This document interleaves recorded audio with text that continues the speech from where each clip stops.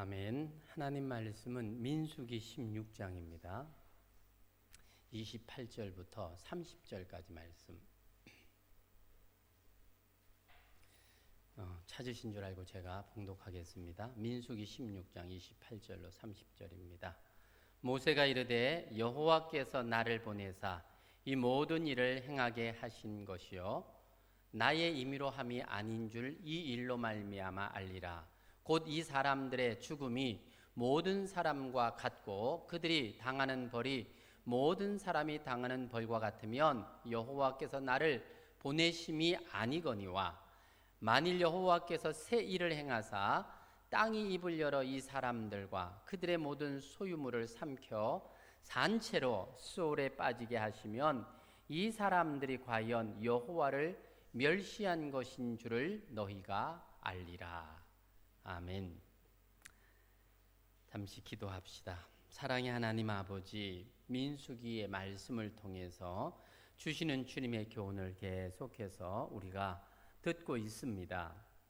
천국 질서가 주장하는 이스라엘의 광야 교회에 세상 질서를 통해서 반역하는 무리들을 어떻게 주님께서 또 주님의 뜻 가운데 일을 정리하시는지 오늘 또 말씀 가운데 보여주시는 이 말씀이 우리에게 교회 생활하며 믿음 생활하는 삶에 어떤 자세로 살아야 할지에 대한 분명한 가르침이 있게 하시고 또 이런 교훈들이 우리를 더욱더 주님 앞에서 성숙한 그리스도인들로 자라가는 귀한 시간 되도록 성령 하나님 주관하시고 인도하여 주옵소서. 전하는 자나 듣는 자 모두에게 주의 은혜가 경험되는 시간 되게 하여 주옵소서. 감사합니다. 귀하신 예수님의 이름으로 기도합니다. 아멘. 본문의 말씀을 통해서 저는 성도를 사명자로 세우신다 라는 부분, 예수님께서 하시는 귀한 사역을 함께 또 말씀 가운데 나누어 보기를 원합니다. 사람은 3번 태어나야 비로소 사람 구실을 한다고 말을 합니다. 첫 번째는 어머니 모태로부터 태어나는 육체적인 탄생이 되겠지요. 두 번째는 그리스도 예수를 믿음으로 말미암아 태어나는 하나님의 자녀로서의 영적인 탄생입니다. 세 번째는 바로 사명적 자아의 탄생이라, 그렇게 좀 어려운 단어를 써봅니다. 미국 피플지가 세계에서 가장 아름다운 청년 50인 중에 한 명으로 선정했던 재미교포 2세인 데니 서라는 청년이 있습니다. 지금은 이미 40이 넘은 나이가 되었습니다. 그는 초등학교 시절에 동물학대와 환경재해에 관심을 가지고 지구 2000이라고 하는 어린이 환경단체를 만들어서 자기 생일 때가 되면 선물 대신에 이 단체 회원에 가입해 줄 것을 권했다고 합니다. 당시에 어린 나이로 2만 6천 명이 넘는 회원을 가진 아주 영향력 있는 환경단체로 성장을 했지요. 이 일 때문에 1998년에 슈바이처 인간 존엄상을 받기도 했습니다.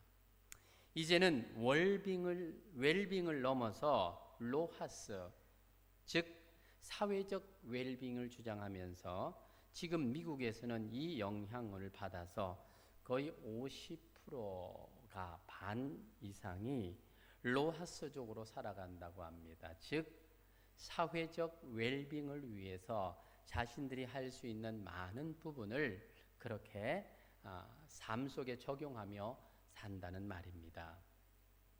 그는 비록 고등학교를 꼴찌로 졸업을 했지만 작은 실천이 세상을 바꾼다는 환경운동을 통해서 대학 졸업장보다도 훨씬 값진 세계에서 가장 아름다운 청년이라는 칭송을 받게 되었습니다. 무엇이 꼴찌 청년을 세계가 인정하는 아름다운 청년으로 탈바꿈하게 만든 것일까? 바로 사명감입니다. 사명감, 이것은 나를 독립 헛된 존재로 세워줍니다. 사명감은 나로 하여금 나의 길을 가게 합니다. 결국 사명감은 가장 의미 있고 보람 있는 인생을 살게 만들어 주는 것입니다. 결국 사명감은 나를 승리자로 이끌어 준다는 말씀이지요. 그런데 이렇게 사명자의 길로 나아가는 것은 결코 평탄한 길은 아닙니다. 하지만 우리가 염려치 않는 것은 주께서 사명자가 나아가는 길을 인도해 주신다는 사실입니다. 사람의 가치는 나에게 주어진 사명의 인식을 깨닫느냐 깨닫지 못하느냐에 있다는 사실을 기억하십시오. 특별히 하나님은 당신의 자녀들을 부르심과 함께 각자에게 분명한 사명을 주셨다는 사실을 알아야 됩니다. 얼마 전에 읽었던 책 중에 내려놓음이라고 하는 신앙 서적이 있습니다. 몽골 선교사로 헌신해서 사역하고 있는 이용규 선교사님의 자서전적 이야기입니다. 하버드 대학에서 8년간의 어려운 공부를 마치고 보장된 직업을 마다하고 몽골로 선교사로 떠난 젊은 부부의 헌신을 통해서 세상은 그들에 대하여 참 어리석다고 손가락질할지라도 분명한 이 사명자의 아름다운 걸음을 보며 가슴 깊은 곳에서부터 뜨거운 무엇이 이렇게 올라오는 것을 체험했습니다. 인생의 가장 행복한 결심은 내게 주어진 사명을 위해서 내가 잡고 있는 그 무엇이라도 내려놓을 수 있는 바로 그때입니다. 비록 그것이 생명이라 할지라도 말입니다. 사명자의 삶이 아름다운 것입니다. 사명을 잃어버린 삶은 아무리 아름다운 것으로 치장한다 할지라도 결코 아름다울 수가 없습니다. 사랑하는 여러분, 이 시간에 여러분들에게 그런 질문을 던지면서 도전해 봅니다. 여러분들은 어떤 사명을 가지고 살아가고 계십니까? 여러분들의 사명은 무엇입니까? 그저 돈 버는 게 사명입니까? 돈을 벌어서 가족을 평안하게 살게 하는 것이 여러분의 사명입니까? 여러분들에게 있어 이 사명은 무엇입니까?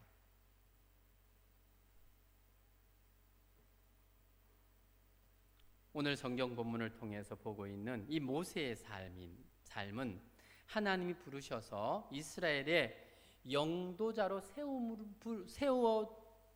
세워짐으로부터 사명자의 삶이 시작이 됩니다. 그가 하고 싶어서 자원해서 간 자리가 아닙니다. 그는 물에서 건짐을 받은 이후로 애굽의 왕궁에서 왕자로 자랐지요.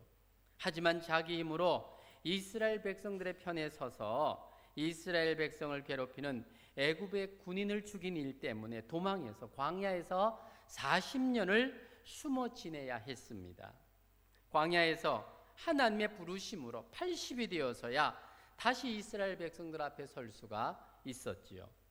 400년을 애굽의 노예로 살던 이스라엘 백성들을 출애굽하게 하는 사명, 바로 그것 때문에 하나님이 그를 부르셨고 그가 바로 앞에 섰을 때에 이스라엘 백성 중에는 모세를 알아보는 사람은 아무도 없었습니다. 그래서 하나님께서 그를 부르실 때에 몇 번이나 거절을 했지요. 거부 의사를 표현했죠. 하지만 하나님의 부르심은 분명했고 모세는 사명자로 서서 이스라엘 백성들을 애굽에서부터 이집트로부터 인도하여 내는 일을 했습니다.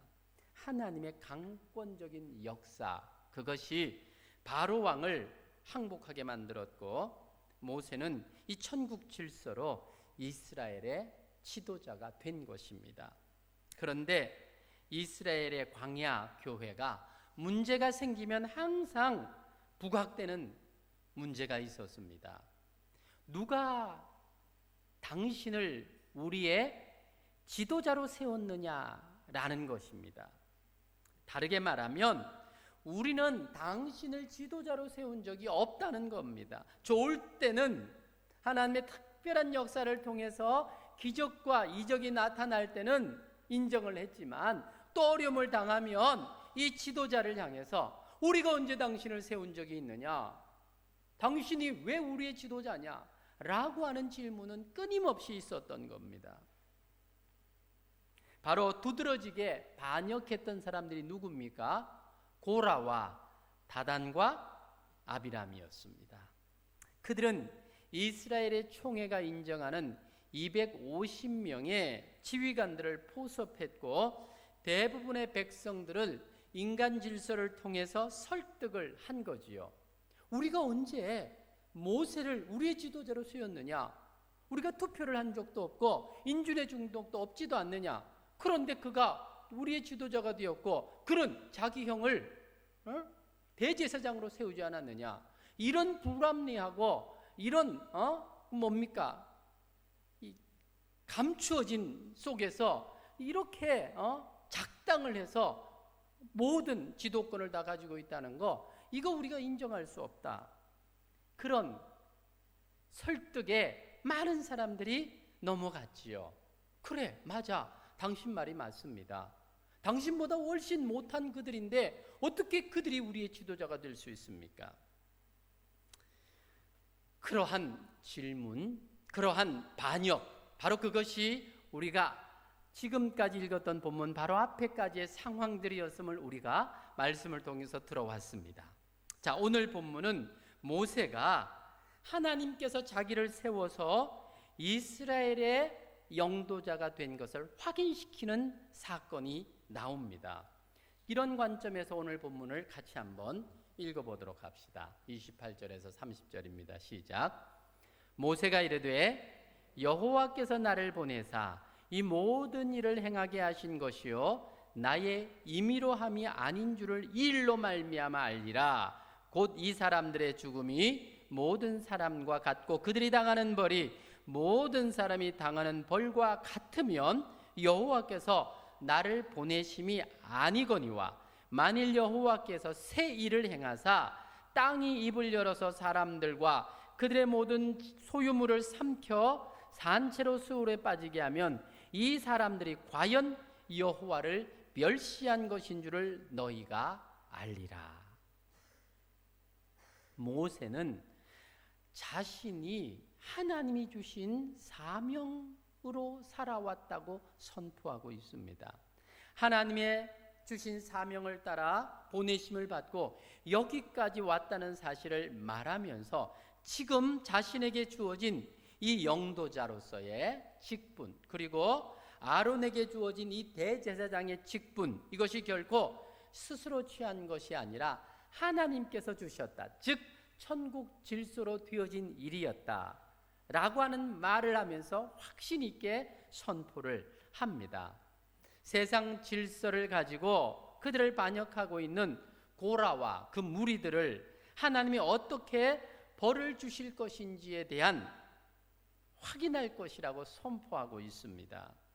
모세는 이스라엘 온 회중을 향해서 지금까지 이스라엘의 광야 교회를 인도하신 것이 하나님께서 자신을 보내어 하셨던 일이라는 것을 선포를 하고 있는 거지요. 그래서 28절이 그 말입니다. 모세가 이르되 여호와께서 나를 보내사 이 모든 일을 행하게 하신 것이요 나의 임의로 함이 아닌 줄을 이 일로 말미암아 알리라. 그렇게 말합니다. 이어서 모세가 황당한 선포를 하고 있는 겁니다. 뭡니까?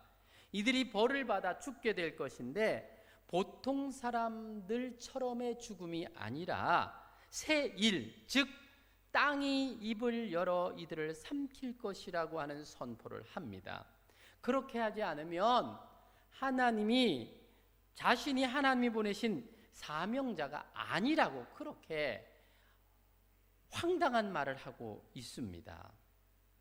지금까지 이런 세상에 없었습니다.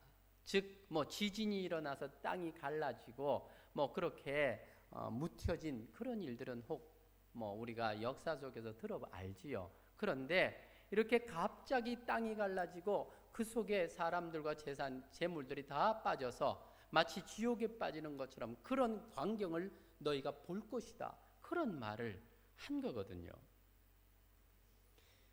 모세는 무엇을 근거로 이런 말을 하고 있는 것일까 하는 겁니다. 만약 지금 모세가 말한 이 선포대로 일이 되어지지 않는다면 본인은 더 큰 곤경에 빠지게 될 것이고 이스라엘의 광야 교회는 더 혼란에 빠지게 될 것입니다.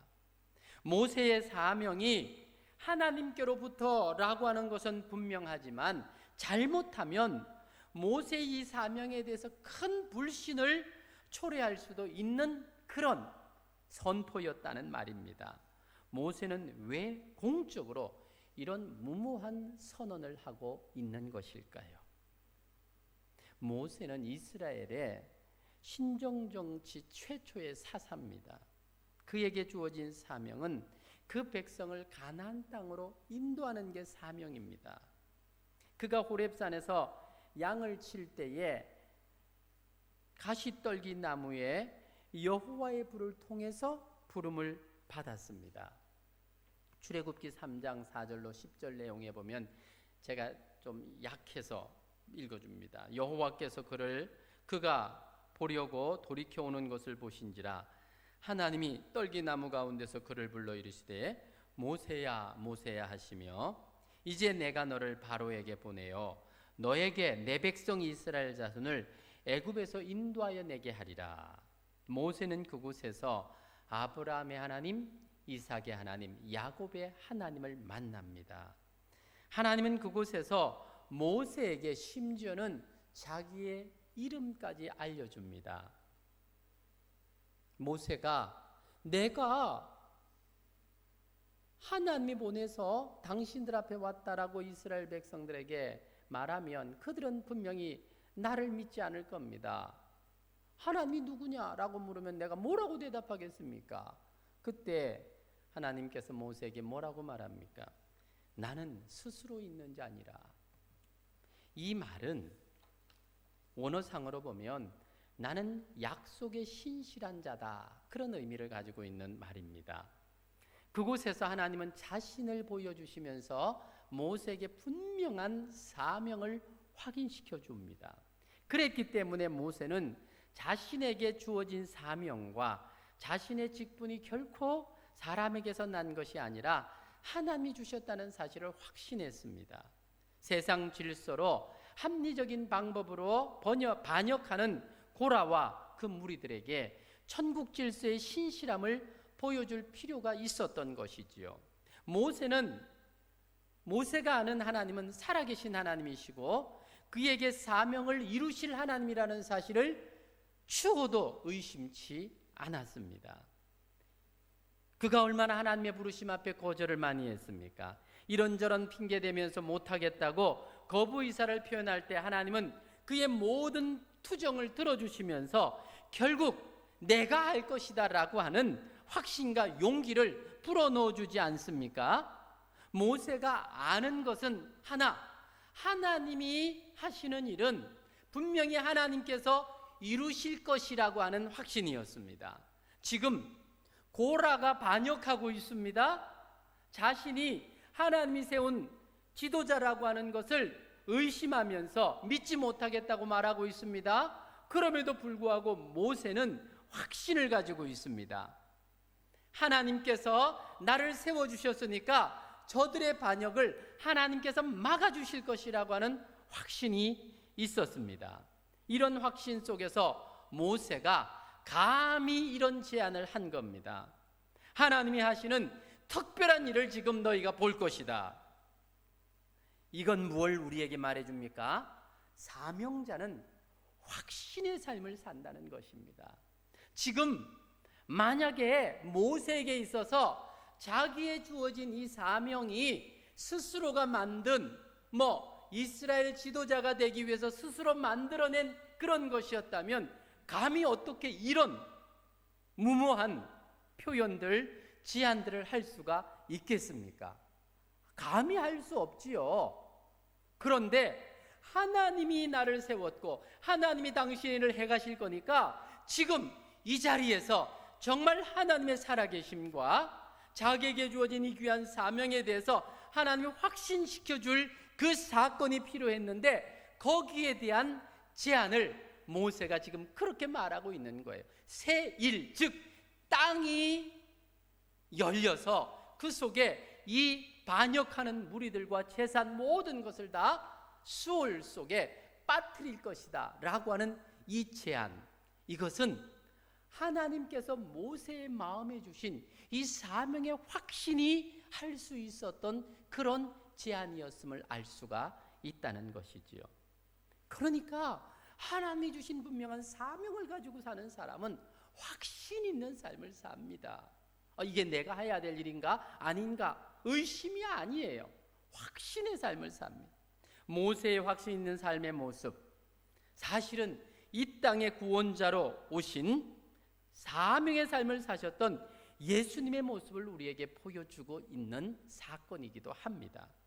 예수님께서는 인간 질서 속으로 들어오셨지만 천국 질서를 통해서 하나님의 나라를 선포하셨습니다. 사람들이 이해하고 상식적으로 수용되어지는 구원의 길이 아니라 천국 질서로 선포되어지는 구원의 길을 믿음으로 받을 것이라고 선언하고 계시는 겁니다. 요한복음 14장 6절은 말하죠. 내가 곧 길이요 진리요 생명이니 나로 말지 않고는 아버지께로 올 자가 없느니라. 여러분, 사실 예수님의 이 말은요, 상식적으로는 받아들일 수 없는 말입니다. 우리에게 상식적인 구원의 길이라면 뭐가 될까요? 여러분, 착하게 살아라, 선하게 살아라. 그러면 그 착한 것이 여러분들을 천국 가게 만들 것이다. 여러분, 죄를 짓지 말아라, 나쁜 짓 하지 말아라, 그러면 지옥 간다. 지금 우리가 보통 생각할 수 있는 천국과 지옥관 아닙니까? 모든 소설이나 사람의 머릿속에서 찾아낼 수 있는 천국과 지옥과는 뭡니까? 네가 이렇게 살면 이렇게 될 것이다. 그러니까 착하게 살아라. 그러면 천국 간다. 이 말을 하면 우리는 충분히 납득이 됩니다. 그렇지 않아요? 그래, 착하게 살아야 되겠구나. 이건 내가 할 수 있는 일이에요. 그런데 지금 예수님은 그렇게 말씀하지 않아요. 천국 갈 수 있는 길은 여러분들이 착하게 살고 여러분들이 거룩하게 사는 것이 아니라 내가 곧 길이요 진리요 생명이다. 나를 믿지 않으면 천국 갈 수 없다. 주님께서 이런 상식적으로 본다면 아주 비상식적인 그런 선포를 통해서 천국의 길, 구원의 길을 우리에게 말씀해 주고 있는 것입니다. 예수님은 인간의 몸을 입고 30년을 평범하게 목수의 아들로 사셨습니다. 그런 예수님이 다음과 같이 제자들에게 말씀을 하셨지요. 빌립보서 요한복음 14장 8절로 9절. 빌립이 이르되 주여 아버지를 우리에게 보여주시옵소서. 그리하면 족하겠나이다. 예수께서 이르시되 내가 이렇게 너희와 함께 있으되 네가 나를 알지 못하느냐? 나를 본 자는 아버지를 보았거늘 어찌하여 아버지를 보이라 하느냐? 이 예수님의 말씀은 3년이나 함께 다니던 제자들조차도 이해하지 못했습니다. 예수님의 사명은 하늘 보좌를 버리시고 이 땅에 오셔서 죄인들을 구원하시는 구원자로서의 사명이었습니다. 예수님은 오셔서 자신의 말을 하지 않고 언제나 하늘 아버지의 뜻을 전해주셨습니다. 예수님은 죄로 애통하는 인간을 하나님께로 인도하는 일을 하셨습니다. 예수님이 사명의 삶을 사실 때 많은 반대와 핍박이 따랐습니다. 하지만 개의치 아니하시고 확신 있게 구원의 길, 즉 구원자로서의 사명을 감당하셨습니다. 요한복음 6장 47절로 49절. 진실로 진실로 너희에게 이르노니 믿는 자는 영생을 가졌나니 내가 곧 생명의 떡이로다. 너희 조상들은 광야에서 만나를 먹었어도 죽었거니와 이는 하늘에서 내려오는 떡이니 사람으로 하여금 먹고 죽지 아니하게 하는 이것이니라. 나는 하늘에서 내려온 살아있는 떡이니 사람이 이 떡을 먹으면 영생하리라. 내가 줄 떡은 곧 세상의 생명을 위한 내 살이라 하시니라. 자신의 살과 피를 먹고 마심으로 영생을 얻을 것이라고 하는 천국 질서로서의 구원의 길을 강력하게 선포하셨습니다. 예수님을 보면 사명자의 삶은 어떻게 살아야 하는지 똑똑히 보여주고 있습니다. 하나님께서 예수님에게 보여주신 사명, 곧 구원자의 길, 그것이 예수님의 삶 자체였습니다. 그래서 요한복음 18장 37절에 빌라도가 예수님께 묻습니다. 빌라도가 가로되 그러면 네가 왕이 아니냐? 예수께서 대답하시되 네 말과 같이 내가 왕이니라. 내가 이를 위하여 났으며 이를 위하여 세상에 왔나니 곧 진리에 대하여 증거하려 함이로다. 무릇 진리에 속한 자는 내 소리를 듣느니라 하신지라. 죽음 앞에서도 당당하게 구원자의 길을 걸으시고 있는 사명자로서의 예수님을 보여주고 있는 대목이지요. 여러분, 사명이 무엇입니까? 하나님이 우리가 이 땅에 사는 동안 나에게 보여주시고 맡겨주신 삶의 목적입니다. 사명을 깨닫고 알아야 삶이 가치가 있는 것입니다. 모세는 자신의 사명이 이스라엘 백성들을 출애굽해서 가나안으로 인도하는 것이었습니다. 이 사명이 하나님이 그에게 주신 사명이라는 것을 확신했기 때문에 당당하게 고라와 그 땅을 하나님의 방법, 즉 세일, 즉 땅이 갈라지고 그들을 죽게 하는 소에 빠지게 하는 그러한 일들로 정리해 줄 것을 확신하고 믿었던 것입니다. 사명자는 당당합니다. 사랑하는 여러분, 주님이 우리를 성도로 부르시고 우리에게 맡겨주신 사명은 무엇입니까? 예수님을 바로 믿는 성도라면 사명이 분명합니다. 주님은 때로 인생의 역풍을 통해서 우리의 사명을 확고하게 만들어 주십니다. 대충 살게 만들어 주시지 않는다는 것입니다. 우리가 가야 할 사명의 길을 걷지 않으면 인생의 역풍을 통해서 그 길을 가게 하시는 하나님이십니다. 인생의 역풍을 만나면 사명자와 그렇지 않은 자가 확실하게 구분되는 겁니다. 마치 알곡과 쭉정이가 구분되듯 확실하게 구분이 됩니다. 일제시대 때 한국교회가 신사참배 문제로 둘로 갈리운 적이 있었습니다. 일본의 신사를 참배하는 것이 우상숭배라고 주장하는 천국 질서의 길을 걷는 성도들은 모두 당시에 감옥에 들어가고 모진 고난과 핍박을 받았습니다. 그런데 신사 참배하는 것이 국가 의례라고 말하면서 종교의식이 아니라고 그렇게 말하면서 거리낌 없이 신사 참배에 앞장섰던 사람들은 세상 질서의 보호를 받으면서 사실은 호의호식하면서 인정받고 살았습니다. 당시의 그 상황을 보면 누가 어리석고 누가 지혜로운가 하는 것을 세상의 눈으로 보면 그것이 어떤 사람이 지혜로워 보여요? 적당하게 사는 것이 지혜로워 보이지 않았겠습니까? 사실은 이 신사참배의 문제는 당시에 예수님을 믿는 성도들에게 있어서는 사명의 문제였습니다.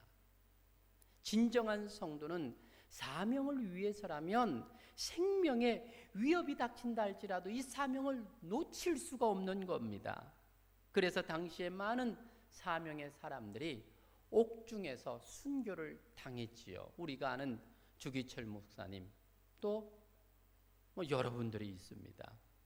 하지만 당당히 그 길을 걸어갔습니다. 죽으면 죽으리라. 그렇게 사명의 길을 걸었던 신앙의 선진들이 바로 우리 교회가 속한 고신총회의 신앙의 선배 신앙인들이었습니다. 우리 교회에 우리 총회가 세워지기까지 가장 중요한 핵심적인 사건이 바로 이 신사참배의 문제였습니다. 그런 신앙의 흉심을 가지고 끝까지 이 사명자의 삶을 살았던 그런 신앙의 선배를 둔 후배들인 저와 여러분들입니다. 우리들은 어떻습니까? 우리의 삶의 모습은 어떻습니까? 뿐만 아니라 많은 성경 속의 믿음의 선진들이 이 사명의 길을 걸었습니다. 사명자는 생명보다 사명을 귀하게 여깁니다. 따라합시다. 사명자는 생명보다 사명을 귀하게 여깁니다. 믿으십니까? 믿어집니까? 정말입니다. 사도 바울은 고백합니다. 주 예수께 받은 사명 곧 하나님의 은혜의 복음을 증거하는 일을 위해서 나는 생명까지도 아깝게 여기지 아니하겠다. 적어도 이 정도는 돼야 무엇을 이루어도 이룰 수 있지 않겠습니까? 바울은 가장 가치 있는 생명 구원을 위한 이 복된 사역에 자신의 모든 것을 올인하며 살았습니다. 사도 바울은 인생을 마치 마라톤 경주를 하는 선수와 같다는 생각을 하고 있었던 것 같습니다. 우리 각자에게도 달려갈 길이 있습니다. 바울에게는 이방인 전도가 그 길이었다면 우리 각자에게도 주님이 맡겨주신 사명들이 있습니다. 마치 예수님께는 십자가가 사명이었던 것처럼 말입니다. 주님이 우리에게 말씀을 하십니다. 마태복음 16장 24절 아무든지 나를 따라오려거든 자기를 부인하고 자기 십자가를 지고 나를 좇을 것이니라. 바울도 예수님처럼 사명의 길을 걸었던 사람입니다. 예수를 믿고 난 후에 구원을 위해서 한평생을 보냅니다. 그래서 어디를 가든지 은혜의 복음을 전하는 일을 사명으로 여겼습니다. 뿐만 아니라 어디를 가든지 섬기는 모습으로 살았습니다. 그리고 마지막으로 십자가를 칩니다. 그래서 예루살렘으로 올라갑니다. 예루살렘으로 올라가면 어떤 일이 있을지 그는 알았습니다. 환난과 핍박이 그를 기다리고 있었습니다. 성령이 이것을 자기에게 증거했습니다. 하지만 그럼에도 불구하고 그는 뭐라고 고백합니까? 사도행전 20장 24절은 고백합니다. 나의 달려갈 길과 주 예수께 받은 사명 곧 하나님의 은혜의 복음을 증거하는 일을 마치려 하면은 나의 생명을 조금도 귀한 것으로 여기지 아니하노라. 생명만큼 귀한 게 사실은 어디 있습니까? 예수님께서도 사람이 온 천하를 얻고도 자기 생명을 잃으면 무엇이 유익하겠느냐고 말씀을 하셨습니다. 그런데 바울에게는 이 생명보다 더 귀한 것이 있다고 말합니다. 그것이 무엇이라고 말합니까? 그에게 준 사명이라고 말하고 있습니다. 바울이야말로 사명에 죽고 사명에 살았던 사람입니다. 몸이 결박해서 로마로 호송되어 가고 결국은 순교의 제물로 드려집니다. 사도 바울처럼 우리 모두에게도 우리 인생의 경주에 끝이 있을 것입니다. 잘 달려도 못 달려도 끝이 있습니다. 인생은 한 번 왔다 또 그렇게 가는 겁니다. 편해도 한평생, 고생해도 한평생, 가난해도 한평생, 부유해도 한평생입니다. 그런데 우리가 살고 난 후에 가치가 달라질 것입니다. 그 평가는 하나님이 하십니다. 바울은 사명으로 살다가 귀하게 자신의 생명을 마친 사람. 그래서 디모데후서 4장 7절로 8절은 그런 고백을 하며 자신의 삶을 정리하고 있습니다. 내가 선한 싸움을 싸우고 나의 달려갈 길을 마치고 믿음을 지켰으니 이제 후로는 나를 위하여 의의 면류관이 예비되었으므로 주 곧 의로운 재판관이 내게 주실 것이니 내게만 아니라 주의 나타나심을 사모하는 모든 자에게니라. 민수기 20장 26절에 보면 아론이 대제사장의 옷을 벗는 순간 죽음이 찾아왔습니다. 대제사장으로서의 사명이 끝나는 순간 더 이상 세상에 있을 이유가 없다는 것을 보여주는 그런 장면이었죠. 하나님은 오늘 성도인 우리가 되는 대로 살기를 원치 않으세요. 하나님이 주신 사명을 가지고 살다가 십자가를 지며 사는 것이 가장 행복한 사람이요 하나님의 눈에 존귀한 사람이라고 우리에게 오늘 말해주고 있습니다. 사명자는 생명보다 사명을 소중하게 여깁니다. 성도인 저와 여러분은 하나님이 귀한 선물, 복음을 선물로 주셨습니다. 우린 이 복음을 들고 있는 자들입니다. 복음과 함께 사는 삶이 사명자의 삶입니다. 말씀과 함께하는 삶이 사명자의 삶입니다. 복음을 위해서 손해볼 줄 아는 삶, 희생할 줄 아는 삶, 바로 그것이 사명자의 삶입니다. 우리의 착한 행실을 통해서 아버지께 영광을 돌리는 삶이 사명자의 삶입니다. 사명을 귀중하게 여겨서 하나님께 존귀함을 받고 존귀 여김을 받는 저와 여러분, 우리 남산은혜 성도들 다 되시기를 주님의 이름으로 축복합니다. 같이 한번 기도하겠습니다. 사랑하는 여러분, 오늘 사명자인 모세가 얼마나 당당하게 자신의 사명을 가지고 이스라엘 광야교회를 반역하는 고라 당을 향하여서 선포하는 내용들을 우리가 함께 보면서 진정한 사명자의 삶이 어떠한가 하는 것을 생각을 해 봅니다. 모세의 이 사명의 삶은 곧 예수님이 이 땅에 오셔서 사셨던 삶이었습니다. 예수님을 믿는 우리들이 이 땅을 살면서 살아갈 삶의 모습은 또한 모세처럼, 예수님처럼, 어쩌면 바울처럼 이렇게 사명자로 살아가기를 원하는 것이 주님의 간절한 우리를 향한 외침입니다. 우리 자신들을 한번 돌아봅시다. 여러분들은 내게 주어진 이 복음과 함께 걷는 사명자의 삶을 살아가고 있습니까? 복음과 상관없이, 말씀과 상관없이, 진리와 상관없이 그저 그럭저럭 하루하루 살면서 좀 좋은 일이 있으면 행복해하고 좀 나쁜 일이 있으면 절망하고 그렇게 살아가고 있지는 않습니까? 사명자는 우리의 환경에 좌우되지 않습니다. 사명자는 사명을 위해서 사는 삶은 생명보다 사명을 소중하게 여기기 때문에 이 사명을 붙드는 일을 더 귀하고 복되게 생각하며 살아갑니다. 우리는 어떻습니까? 내게 주어진 사명을 위하여 살고 있습니까? 혹시 사명에 대하여 생각도 하지 않고 살아가고 있지는 않습니까? 오늘 주신 말씀 기억하며 같이 한번 기도하겠습니다.